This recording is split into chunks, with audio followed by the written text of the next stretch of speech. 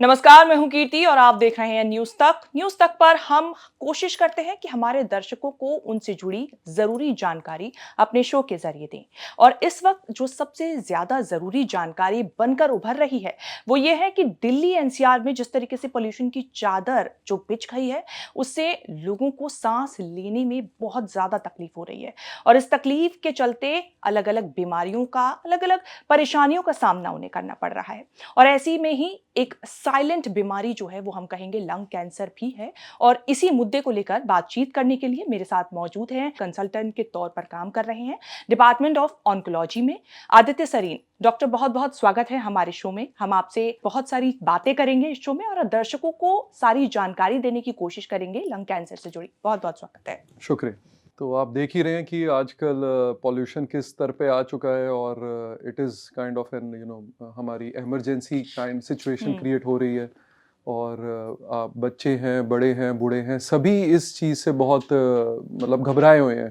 In fact schools भी अब देखिए ऑनलाइन कर दिए जाते हैं। मतलब हमारे टाइम में तो ऐसा कभी कुछ था ही नहीं। आप अपना स्कूल जाते थे और ये सब चीज़ें पता ही नहीं चलती थी। बट आजकल की जनरेशन ऑनलाइन क्लासेस कर रही है और वर्क फ्रॉम होम चल रहा है। सो ऑल हम चेंज हो रहे हैं जैसे जैसे पॉल्यूशन हमारी लाइफ के अंदर एंटर करता जा रहा है और हम सारे कंफर्टेबल होते जा रहे हैं। तो ये डेफिनेटली एक खतरे की घंटी है और इसका इफेक्ट सभी जनरेशन्स को देखने के लिए मिल रहा है। जैसा आपने कहा कि हमारे टाइम में जब हम बहुत छोटे थे तब इतना पोल्यूशन नहीं होता था दिल्ली एनसीआर में जैसा इस वक्त हो रहा है।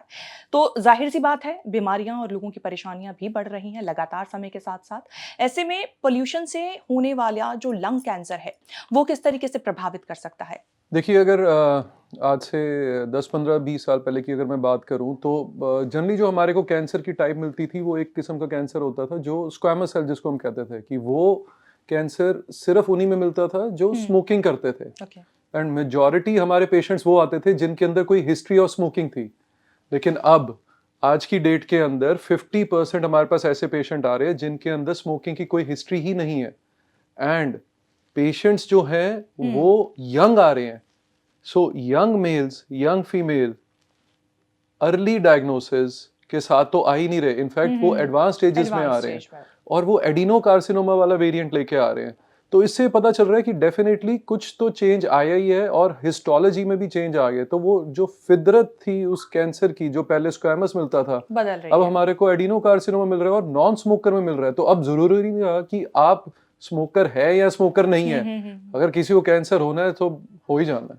मतलब पोल्यूशन इसमें पूरा तरीके से लोगों को इफेक्ट कर रहा है। बिल्कुल। तो जैसा अभी आपने दो चीजों का जिक्र किया, एडिनोकार्सिनोमस, कुछ आपने कुछ मेडिकल टर्म वाला कुछ यूज किया और इससे पहले भी आपने एक जिक्र किया। तो दोनों में डिफरेंस क्या है सर? क्योंकि आपने कहा टोबैको जो पीते थे उनके अंदर एक मिलता था वायरस, और अभी जो पोल्यूशन की वजह से लोगों के लंग कैंसर में जो प्रभावित कर रहा है, एक चांसेस सबसे ज्यादा बढ़ा रहा है, वो भी मिल रहा है। तो दोनों में डिफरेंस क्या है? आप ही से ही पूछता हूँ। आप देखिए कि आज से 15-20 साल पहले आपने कैंसर शब्द कितना सुना था? बहुत रेयर, और शायद तब तो हम बहुत छोटे भी थे। एग्जैक्टली। कैंसर अगर सुन भी लिया आज से 15-20 साल पहले तो आप सुनते क्या थे कि जी फलाने घर के उसके रिश्तेदारी के बहुत रेयर होता उसके था। दादा में जाके हुआ, या दैट मीन्स कि भी उस टाइम पे ओल्ड एज में ज्यादा मिलता था कैंसर। करेक्ट। बट अब देखिए ना, आज की डेट में हम इस इतने इंपॉर्टेंट पॉइंट पे डिस्कस क्यों कर रहे हैं? क्योंकि ये यंग में मिलने लग गया है। जो एक बीमारी पहले हम मान के चल रहे थे कि ये ओल्ड एज वृद्धावस्था की बीमारी है, अब ये वहां से छोड़ के वो जरूरी नहीं है कि वो 70 पे ही हो, वो 60 में भी हो सकती है, 50 में भी हो सकती है, 30 में भी और 20 में भी हो सकती है। हमारे पास पेशेंट्स हैं जो आज की डेट में जो सिर्फ 25 साल के हैं और उनको स्टेज 4 लंग कैंसर आ रहा है। तो ये ट्रेंड तो कभी आपने और मैंने सुना ही नहीं था। सो डेफिनेटली लंग कैंसर जैसे जैसे हमारे को इवॉल्व होते हुए दिख रहा है, उसकी टाइप हमारे को और एग्रेसिव दिखती जा रही है। बिल्कुल। एंड पॉल्यूशन ऑब्वियसली इसमें तो कोई दुराई नहीं। अब देखिए यहाँ पे बैठ के ये तो मैं नहीं पढ़ाऊंगा कि जी पॉल्यूशन से कैसे कैंसर होता है, ये सबको पता है बिल्कुल कि पॉल्यूशन कितना हानिकारक है। तभी तो सारे परेशान है एक्यूआई को लेके। हमारे को ये चाहिए कि क्या हम इसको प्रिवेंट कर सकते हैं। तो आई थिंक जो प्रिवेंशन का भी जो हमें काम करना है वो गवर्नमेंट एंड इंडिविजुअलिस्टिक लेवल दोनों में ही काम मिलकर होएगा। करना होगा। अदरवाइज तो हम इस जंग के अंदर हारने वाले हैं। आपने ज़िक्र किया कि आपके पास 25 साल की उम्र के भी लोग हैं जिन्हें लंग कैंसर है और 4th स्टेज पर, एडवांस स्टेज पर वो लोग आ रहे हैं। बिल्कुल। तो ऐसा क्यों हो रहा है? पहले क्यों नहीं पता प लग पा रहा है ये सब कि सो एडवांस स्टेज पर ही क्यों पता हो रहा देखिए, है? कैंसर क्या होता है, हम जब सुनते हैं तो सारे यही कहते हैं cancer is a silent killer.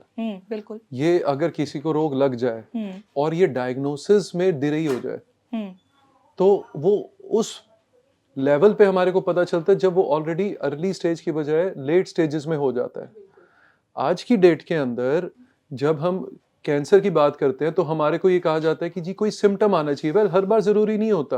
हुँ, और प्लस इंडिया जैसे देश में जहाँ पे टीबी का इतना प्रचलन है, सीओपीडी जैसी बीमारी है, तो कैंसर कोई भी डॉक्टर लास्ट में सोचता है हुँ, कि ये हो मेरे सकता है। पेशेंट को हो सकता है पहले कॉमन चीज़ होए, हुँ, रेयर चीज़ ना होए।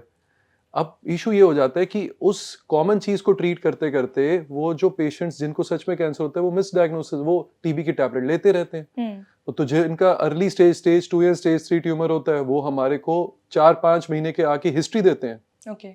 कि सर हमने तो जाँच कराई, हमारा तो टीबी भी पॉजिटिव आया, हुँ, लेकिन हमारी तो कोई दिक्कत ही नहीं सेटल हो रही।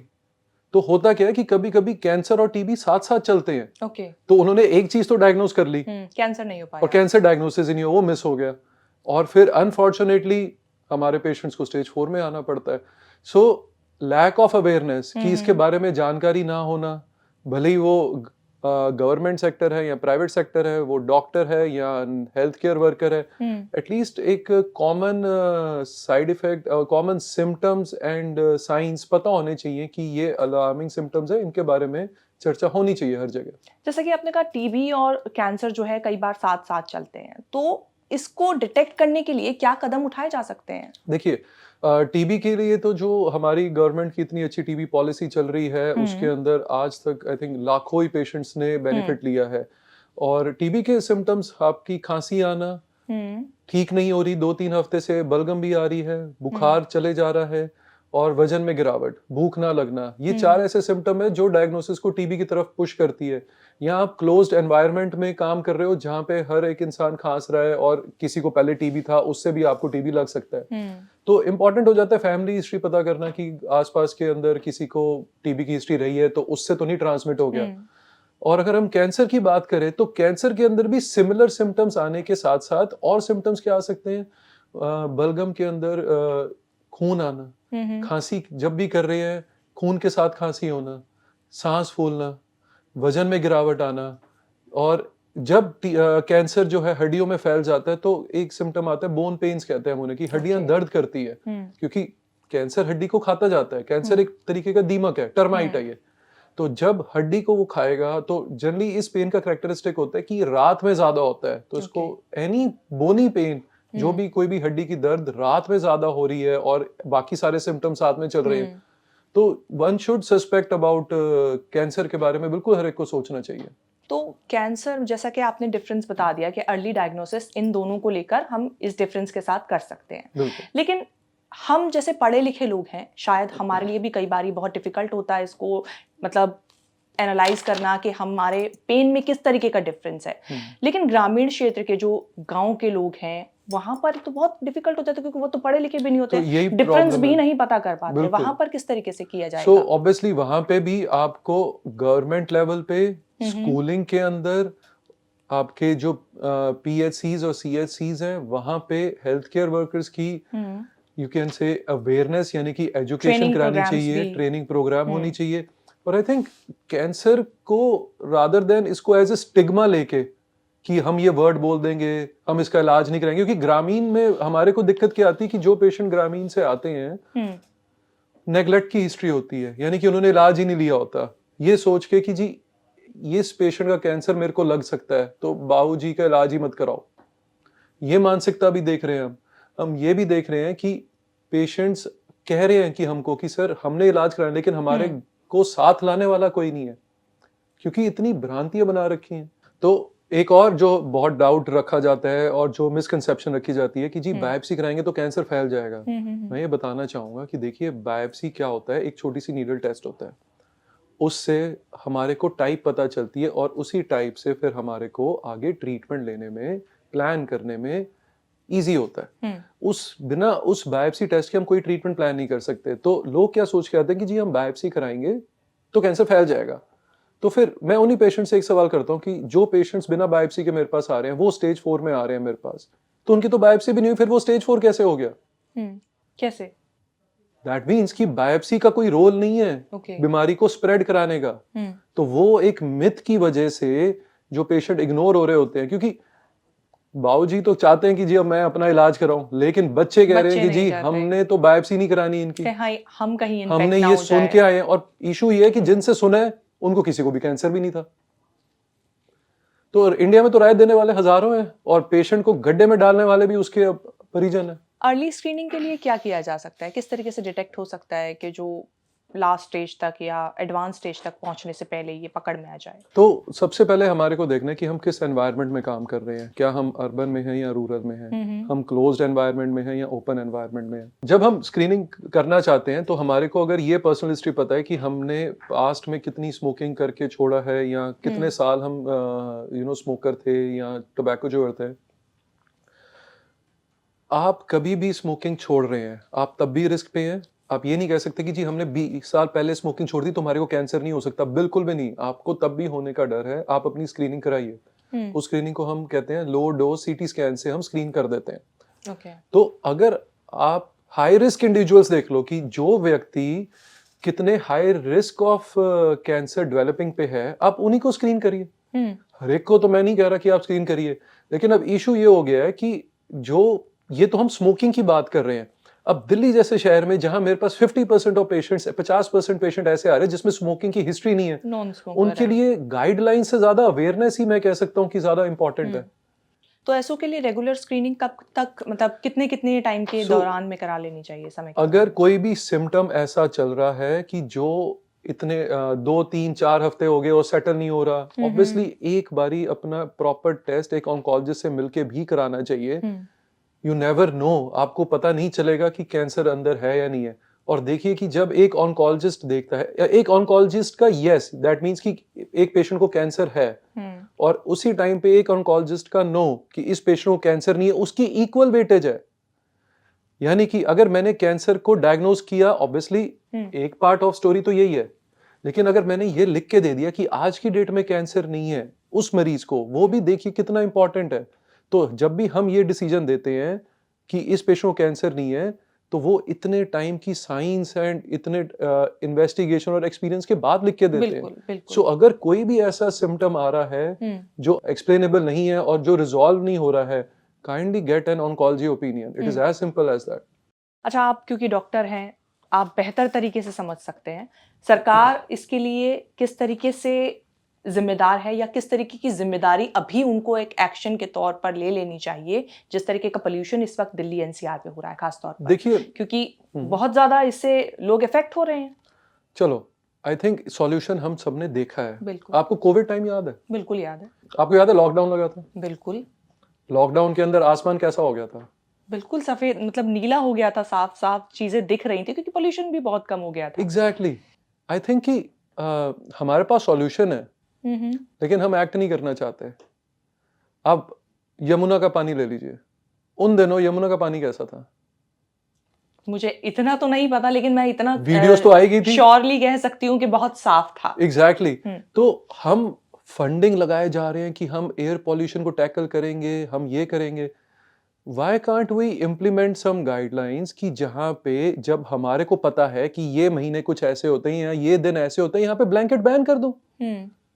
We need to take a pause, क्योंकि अगर हम रुकेंगे नहीं और हम अपना कमर्शियल एक्टिविटीज को स्विच ऑन ही रखेंगे, भाई अल्टीमेटली भगवान ने जब इंसान बनाया था पॉल्यूशन क्रिएट करने के लिए नहीं बनाया हुआ। उसने कहा था कि आप अपनी नेचर के साथ खिलवाड़ ना करो, सिंक्रोनाइज रहो, आप उसके साथ तालमेल बना के रखो। लेकिन ये तो हम लोग हैं जिन्होंने उस तालमेल को पूरा ही चेंज कर दिया है। आई थिंक हमारे को ये समझना पड़ेगा कि आज, चलो आज आप और मैं हैं, हम कल को 50 साल के भी होंगे, 70 के भी होंगे, 80 के भी होंगे, लेकिन जो हमारी अगली पीढ़ी आ रही है, हम उनके लिए ये छोड़ के जा रहे हैं। बिल्कुल।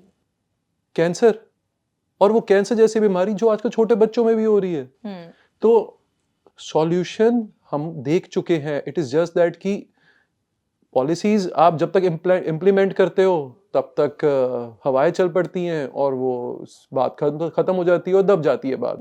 एक स्ट्रिक्ट रूल आना चाहिए कि क्योंकि हर बार पराली या दिवाली के क्रैकर्स को So, हम ब्लेम नहीं कर अब सकते। फॉर एग्जांपल जैसे अब हमने देखा कि ग्रैब 4 लग गया, तो जैसे ही ग्रैब 4 लगा कंप्लीट बैन करो ना।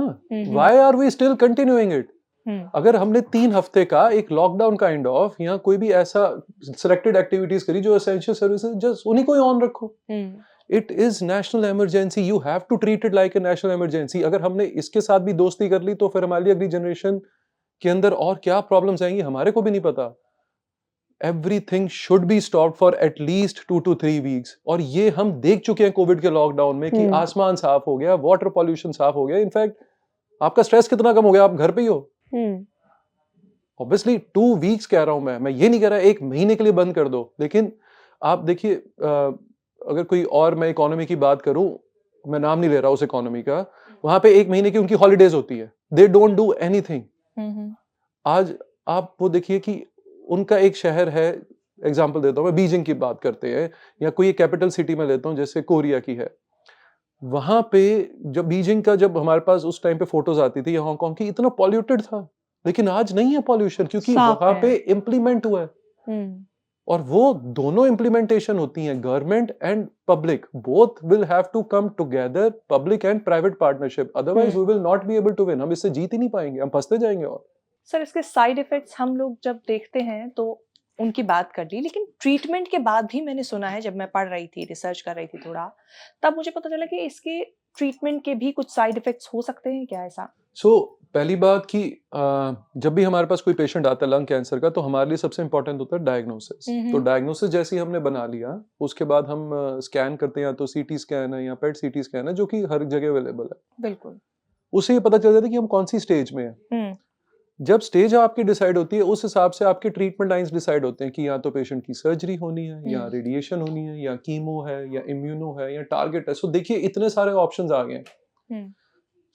अब सर्जरी के जो इश्यूज आते हैं वो सर्जिकल रिलेटेड इश्यूज हैं, जो रेडिएशन की इश्यूज हैं वो रेडिएशन रिलेटेड इश्यूज होते हैं, बट वो जल्दी रिकवरेबल होते हैं, पेशेंट ठीक हो जाते हैं मोटा मोटा। जब मैं अपने फील्ड की बात करता हूँ, यानी कि जब हम दवाइयों वाले फील्ड की बात करते हैं, तो उसमें 3 मेजर कंपोनेंट होते हैं, chemotherapy, immunotherapy and targeted therapy. अगर मैं आपको ये बताऊं कि आज से 8-10 साल पहले ये दोनों पद्धतियां नहीं थी मेरे पास और कीमो ही थी, तो एक लंग कैंसर का पेशेंट मेरे पास का जो सर्वाइवल रेट था मेटास्टेटिक स्टेज में, वो 1 साल या 1.5 साल से ऊपर नहीं चलते थे। आज मेरी प्रैक्टिस के अंदर हमारे पास कम से कम 10 से 20 ऐसे पेशेंट हैं जो 3.5-4 साल को क्रॉस कर चुके हैं स्टेज 4 में, क्योंकि उनको वो टारगेटेड थेरेपी सही टाइम पे पिक करके हमने शुरू करी और उसका बेनिफिट उठाया। हर थेरेपी का एक साइड इफेक्ट होता है। कीमो के साइड इफेक्ट होते हैं जैसे थोड़ा सा कमजोरी आना, मुंह में थोड़े छाले आ जाना, भूख कम लगना, लेकिन वो हफ्ते 10 दिन के बाद वो भी ठीक हो जाते हैं। इम्यूनोथेरेपी के साइड इफेक्ट भी होते हैं। कई लोग आके कहते हैं कि सर आप मेरे को इम्यूनो क्यों नहीं दे रहे, क्योंकि ये नाम बड़ा अच्छा लगता है सुनने में। इम्यूनोथेरेपी क्या होती है कि बॉडी के सेल्स को वो बूस्ट करती है, तो वो बॉडी का इम्यून सिस्टम जब फ्लेयर होता है वो वाले साइड इफेक्ट आते हैं, जो कि लेस देन 5% है। यानी कि अगर 100 को मैं ये दवाई दे रहा हूँ, 5 में तो 4 या 5 में वो साइड इफेक्ट आ सकते हैं, और वो 4-5 कोई भी साइड इफेक्ट हो सकते हैं। It can be lethal and it can be non lethal. 95% हम लोग श्योर होते हैं कि आपको साइड इफेक्ट नहीं आएगा, बट हम एज ऑन्कोलॉजिस्ट हम हमेशा तैयार रहते हैं एक एक चीज को पेशेंट के टच में रह के कि ये साइड इफेक्ट कोई भी है आप तुरंत हमारे को इत्तला करें। अब बात करते हैं अगर टारगेटेड थेरेपी की, आप यकीन नहीं मानेंगे कि टारगेटेड थेरेपी पे जितनी वृद्धि इस टाइम पे हो रही है, हमारे जो वो पेशेंट्स हैं वो बेनिफिट ही इसलिए कर रहे हैं कि वो इतनी सेफ एंड इफेक्टिव दवाइयां हैं। एक सिंपल गोली से मैं पेशेंट को कम से कम 4 या 5-6 साल तक भी हम खींच सकते हैं। खींचने के इन द सेंस कि with good quality of life, with no role of chemo and immuno. ये दवाइयां अब नहीं आई है क्योंकि इलाज जो कैंसर में परिवर्तन हुआ है पिछले 20-25 सालों में वो फिनोमिनल है। आप यकीन नहीं मानेंगे, हर दिन नई दवाइयां लॉन्च हो रही हैं और हमारा कोई कोर्स भी नहीं होता, हमारे को हर दिन इंटरनेट के साथ सिंक में रहना होता है कि अब ये नई दवाई आई है और ये करेंगे। So it's safe. जो भी साइड इफेक्ट होते हैं वो मैनेजेबल होते हैं। अल्टीमेटली हमारे पेशेंट्स ट्रीट भी हो रहे होते हैं, क्वालिटी ऑफ लाइफ भी अच्छी जी रहे होते हैं। अच्छा, आपको इतना साल का एक्सपीरियंस है, ऑलमोस्ट 10 साल का, उससे भी ज़्यादा। आपके पास कोई केस स्टडी ऐसी आई जहाँ पर आपने देखा पेशेंट की कुछ कंडीशन में अचानक बदलाव हुआ हो या बहुत ज़्यादा खराब हुई हो, ट्रीटमेंट के दौरान कुछ ऐसी जर्नी आई उनकी? थिंक ये तो रोज का ही चल रहा है आजकल तो। सो एक नहीं, किस्सा, लेकिन कुछ हाँ, हाँ, वही सो मैं एक कहना चाह किस्सा रही जो थी। मेरे को याद आता है तो बहुत पहले की बात है, आई थिंक 5-6 इयर्स बैक, 5-6 साल पुरानी बात है। हुँ, हुँ। So young boy 28 and photographer by profession. किसी ने भी नहीं सोचा था कि भी ऐसा होएगा, और पिछले 3 महीने से वो सिर्फ टीबी का ट्रीटमेंट ले रहे थे। ओके। और पढ़े लिखे थे, ऐसा नहीं था हुँ, कि वो पढ़े लिखे नहीं थे। आई डोंट नो कि उन तक ये जाएगा नहीं जाएगा, but at the end of the day जब वो मेरे पास आए तो लगभग बेड बाउंड, बिल्कुल बेड पे थे। और पेशेंट, अब आप सोच ही सकते हैं 28 साल का नौजवान जिसने मतलब अभी ऑब्वियसली शादी भी नहीं हुई है, हुँ, और he is the sole earning member, उसके बेसिस पे सारा ब्रांड बना था। तो अब आप देखिए कि जब आप एक फैमिली को काउंसल कर रहे होते हैं कि आपके बेटे को, जो सबसे बड़ा बेटा था घर का, उसको स्टेज 4 का कैंसर है, क्या बीती होगी उन पे। हमने उनका इलाज शुरू किया, हुँ, हुँ, और कीमो से सबसे पहले शुरुआत करी, और ऑब्वियसली वो स्टेज 4 था और हुँ, लेट डायग्नोसिस हुआ। तो जब हमने कीमो शुरू करी तो पहले तो हमारे को फैमिली को ये अवेयर करना था कि कीमो सेफ है और आपके बेटे को ठीक करने के लिए दे रहे हैं। उस वो चीज़ को समझाने में 3-4 घंटे लग गए थे मेरे को। कीमो शुरू करी, पेशेंट 3 मंथ्स के अंदर अपनी जॉब पे वापस चला गया था, within 3 months. Within 3 months. And within 3 months, next 3 months उनकी हुँ, बीमारी गायब हो गई थी। जो कि कीमो की बात करूं मैं, बहुत रेयर होता है। मतलब वो कीमो से कैंसर ठीक हो से गया। ट्रीटमेंट हो गया एग्जैक्टली, पूरा। Stage okay. 4 का पेशेंट, हुँ, जब मैंने पेट कराया, पेट सीटी स्कैन में कोई भी कण हमारे को चमकते हुए नहीं दिख रहे थे, पेट स्कैन बिल्कुल गायब। हुँ, वन फाइन डे, 1-1.5 साल बाद फिर से कैंसर वापस पनपता है। और इस बार जो पहले हमने म्यूटेशन टेस्ट कराया था वो नेगेटिव आया, सेम गाय। सेम। हुँ, हमने फिर दोबारा म्यूटेशन टेस्ट कराया, अब हुँ, उसमें एक म्यूटेशन निकल के आ गई, उसकी गोली शुरू करी। हुँ, हुँ, और जब इस बार पेशेंट हमारे पास आया था तो वो सीधा आईसीयू के अंदर लैंड करा। हमने वो गोली शुरू करी उसकी, और पेशेंट फिर हमारे को 2-3 इयर्स वो और अपने अच्छे बिता के गए। सो जो स्टोरी मैं सोच रहा था कि 2-3 महीने की होगी, उसको हमने 3-4 years with good quality of life हमने हेल्प दी। कीमो, इम्यूनो एंड टारगेट, हुँ। ये 3 तरीकों से हम कैंसर की लड़ाई के अंदर लड़ते हैं एक मरीज के साथ। जैसे आपने कहा 3 से 4 घंटे लग गए थे फैमिली को कन्विंस करने में कि कीमोथेरेपी सेफ है, कोई इसमें आपको लॉस नहीं होगा। इस तरह में जब फैमिली होती है, पेशेंट तो डील कर ही रहा होता है, लेकिन फैमिली को भी आपको टैकल करना पड़ता है। डिप्रेशन की जो चांसेस हैं, वहाँ पर भी पेशेंट के साथ सबसे ज़्यादा बढ़ जाते हैं। वहाँ पर बिल्कुल। आप कैसे डील करते हैं? आई थिंक एक ऑन्कोलॉजिस्ट, मैं ये नहीं कहूँगा अच्छा ऑन्कोलॉजिस्ट, मैं कहूँगा एक नॉर्मल ऑन्कोलॉजिस्ट, जो भी कर्क रोग विशेषज्ञ हैं, हुँ, हुँ। अगर वो अपने पेशेंटों से बात कर लेते हैं, 90% उनको ये इशू आएगा ही नहीं। हुँ। इसका एक ही आंसर है, एक डॉक्टर को अपने पेशेंट से बात करनी है, ये साइड इफेक्ट्स होंगे ही नहीं। मैं चाहूँगी आप हमारे दर्शकों को भी कुछ सलाह दें, कुछ एडवाइस दें क्योंकि आप डॉक्टर हैं और बेहतर तरीके से जानते हैं, समझते हैं सब चीज़ों को। तो हमारे दर्शक भी मैं यही उम्मीद करती हूँ कि आपकी बात बेहतर समझ नहीं, पाएँगे। नहीं, बिल्कुल। देखिए, आजकल की जो जनरेशन है वो बहुत स्मार्ट है। हुँ, एआई का इस्तेमाल करिए। मैं ये नहीं कह रहा उस पे डिपेंडेंट हो जाइए, मैं कह रहा हूँ हुँ, इस्तेमाल करिए, फ़र्क है। बिल्कुल। कोई भी चीज़ ऐसी लग रही है कि ये ठीक नहीं जा रहा, कोई भी साइड सिम्पटम है या हुँ, साइन है, हुँ। जो भी परेशान कर रहा है, एआई में ही डाल दो, इतना ही कर लो। सवाल पूछ लो। हमसे ना मिल पाओ, उसी से पूछ लो, और उसमें अगर अलर्ट आ जाए तो फिर आ जाओ। लेकिन अगर सवाल ही नहीं पूछेंगे, जागरूकता ही नहीं रखेंगे कि हुँ, भी ये मेरे को सवाल पूछना है, तो आप जीत ही नहीं पाएंगे इस जंग में। ओवरऑल आपको अवेयर रहना है बिल्कुल, और उसके अकॉर्डिंगली फिर आपको एक्शन लेना है। एब्सोल्युटली, एक्शन लेना हमारा काम है। बिल्कुल, एक्शन लेना डॉक्टर साहब का काम है। फिलहाल बहुत सारी जानकारियाँ, बहुत सारे सवालों के जवाब दिए डॉक्टर आदित्य सरीन ने।